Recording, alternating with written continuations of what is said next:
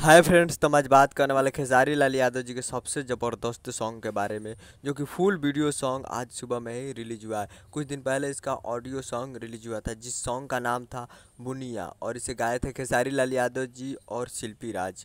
और और इसे लिखे हैं कृष्णा बेदर्दी जी, और म्यूजिक भी दिए हैं कृष्ण बेदर्दी जी।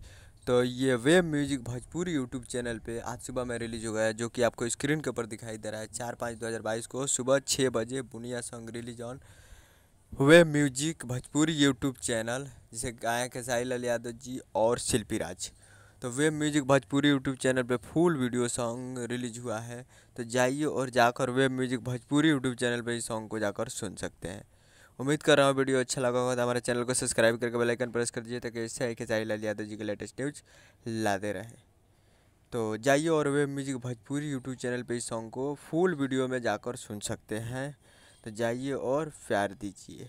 मिलते हैं अगले वीडियो में, तब तक के लिए जय हिंद, जय भारत।